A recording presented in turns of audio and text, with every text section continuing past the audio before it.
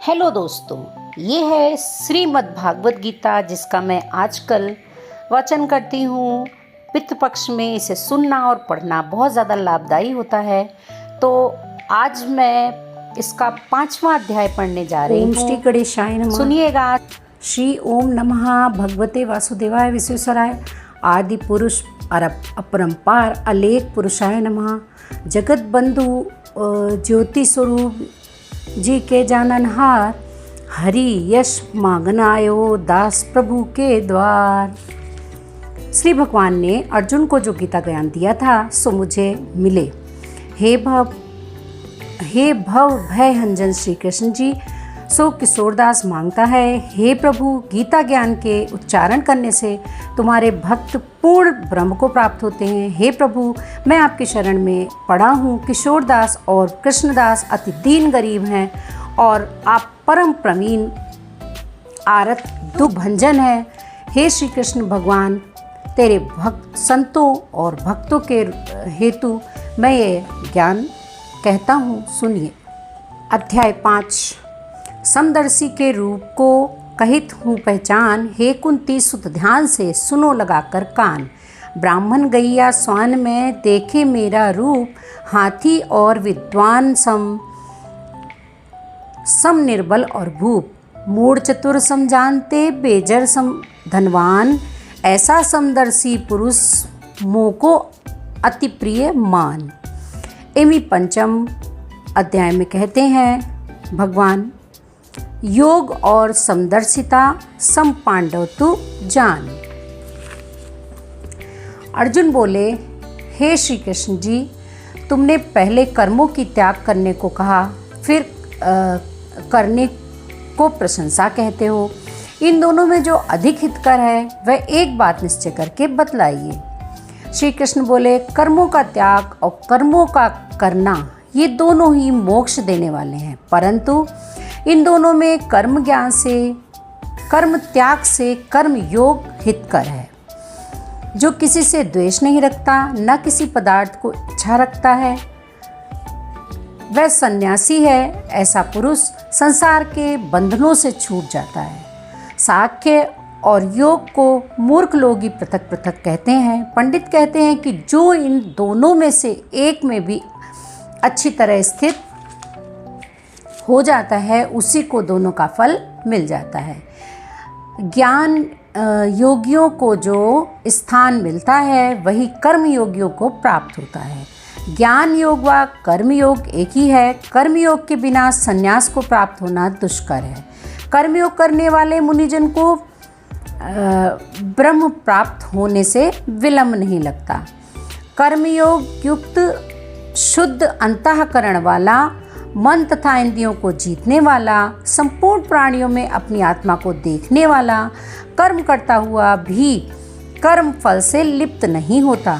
योग युक्त तत्ववेत्ता पुरुष देखते हैं, सुनते हैं, स्पर्श करते हैं और सूंघते हैं, खाते हैं, चलते हैं, श्वास लेते हैं तो भी ये मानते हैं कि मैं कुछ नहीं करता। ये बोलते हैं, त्यागते हैं, ग्रहण करते हैं, परंतु ये मानते हैं कि मैं कुछ नहीं करता। जो भी है वो ऊपर वाले की कृपा है। यह बुद्धि धारण करते हैं कि इंद्रियां ही अपने अपने विषयों में बढ़ती हैं। जो प्राणी ब्रह्म में अर्पण संग को त्याग कर कर्म करता है वह पाप से लिप्त नहीं होता। जैसे कमल पत्र पर जल नहीं ठहरता, योगी जन शरीर से, मन से, बुद्धि से तथा इंद्रियों की आसक्ति से रहित होकर आत्मा शुद्धि के निमित्त कर्म करते हैं। योग युक्त पुरुष कर्म फल त्याग कर मोक्ष रूप शांति का लाभ करता है, और जो योग रहित हैं वह कर्म की इच्छा के बंधन में पड़ जाता है। सब कर्मों को मन से त्याग करके प्राणी इस नवद्वार की देह रूपी पुरी में न कुछ करता है, न करता हुआ आनंद पूर्वक रहता है। परमेश्वर किसी कर्म में प्रवृत्त नहीं करता, कर्म और कर्म फल को उत्पन्न नहीं करता। ये सब प्रवृत्ति द्वारा होते रहते हैं। परमेश्वर किसी के पुण्य तथा पाप को नहीं लेता। ज्ञान का अज्ञान से आच्छादित है। से जीव मोह को प्राप्त हो जाते हैं, परंतु आत्मज्ञान के द्वारा जिनका अज्ञान नष्ट हो गया है उनका वह आत्मज्ञान परमेश्वर के रूप को ऐसा भासित करता है जिस प्रकार सूर्य संपूर्ण संसार को प्रकाशित कर देता है, उसी परमात्मा में उसकी बुद्धि स्थिर है। उसी में मन लगाते हैं, उसी में निष्ठा रखते हैं और जो सदा उसी के ध्यान में लगे हैं, दान द्वारा उनके सब पाप नष्ट हो गए हैं। वे इस संसार से जन्मते नहीं, विद्या और विनय से संपन्न ब्राह्मण में, गाय में, कुत्ता में और चांडाल में पंडित जन की दृष्टि समान रहती है। जिसके मन में इस तरह की समानता उत्पन्न हो गई है, उन्होंने इस लोक में जन्म मरण रूप संसार को जीत लिया है, क्योंकि ब्रह्म निर्दोष और सर्वत्र समान है, इसलिए वे ब्रह्म को प्राप्त हो जाते हैं। जो प्रिय पदार्थ को पाकर प्रसन्न और अप्रिय को पाकर खिन्न नहीं होते, ऐसे स्थिर बुद्धि वाले मोह रहित ब्रह्मवेत्ता को ब्रह्म स्थिर जानो।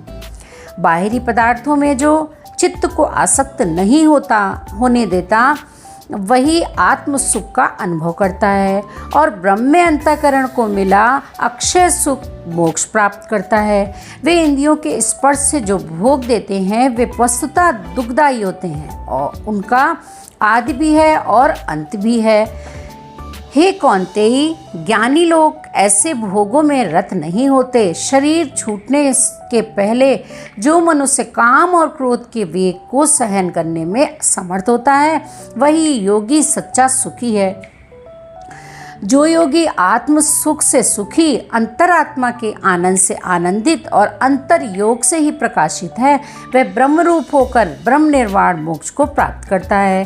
पाप जिसके नष्ट हो गए हैं, कुबुद्धि दूर हो गई है, मन को जिन्होंने वश में कर लिया है, जीव मात्र का जो हित चाहते हैं, ऐसे योगी को ब्रह्म निर्माण प्राप्त होता है।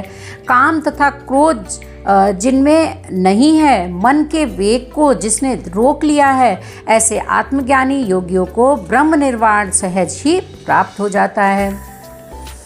बाहरी पदार्थों के संयोग से अलग रहकर दोनों भवों के बीच में दृष्टि लगाकर नासिका के भीतर चलने वाले प्राण तथा अपान वायु को सम करके इंद्रियां, मन और बुद्धि को वश में करके इच्छा, भय, क्रोध को त्याग कर मोक्ष की इच्छा करने वाले योगी जीवन मुक्त हैं।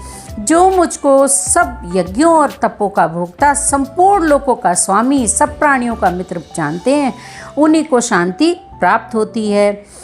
इति सुपनिषद सुब्रह्म विद्या योगे शास्त्रे श्री कृष्ण अर्जुन संवादे संन्यास योगो नाम 5वां अध्याय पूर्ण हुआ। अब मैं आपको 5वें अध्याय का महात्म्य बताती हूँ। पंचम अध्याय का महात्म्य। श्री भगवान जी बोले, हे लक्ष्मी, 5वें अध्याय का महात्म्य सुन। एक ब्राह्मण पिंगल नाम का अपने धर्म से भ्रष्ट हुआ और वह कुसंग में बैठ मच्छी मांस खाते, मदिरा पान कर जुआ खेले। देवयोग से वह पिंगल राजा हैं, वहाँ नौकर हो गया। देवयोग से वह पिंगल राजा है, यहाँ नौकर हो गया। राजा के पास और लोगों की चुगलियाँ किया करे। जब बहुत दिन बीते तब वह धनवंत हो गया। तब उसने अपना विवाह कर लिया, पर स्त्री व्यभिचारिणी आई। वह स्त्री को मारता था। उस स्त्री ने दुखी होकर अपने भर्ता को विष दे दिया। वह ब्राह्मण मर गया। उस ब्राह्मण ने गीत का जन्म पाया। कुछ काल पीछे वह स्त्री भी मर गई। उसने तोते का जन्म पाया। तब वह तोते की स्त्री हुई। एक दिन उस तोती ने तोते से पूछा, हे तोते, तूने तोते का जन्म क्यों पाया? तब उस तोते ने कहा कि हे तोती, मैं पिछले जन्म में ब्राह्मण था, अपने गुरु की आज्ञा नहीं मानता था। मुझको गुरु जी ने श्राप दिया है, कहा जा तू तोते का जन्म पावे, इस कारण तोते का जन्म पाया। अब तू तू कह किस तरह तोती के रूप में आई। उसने कहा कि मैं पिछले जन्म में ब्राह्मणी थी। एक दिन मैंने भर्ता को विष दे दिया, वह मर गया। तोते ने कहा तू बुरी है जिसने अपने भर्ता को विष दिया। एक दिन वो तोती वन में बैठी थी, वह गीद आया। तोती को उस गीद ने पहचाना, वह गीद तोती को मारने लगा। आगे तोती पीछे गीद। जाते जाते तोती एक शमशान भूमि में थक कर गिर पड़ी।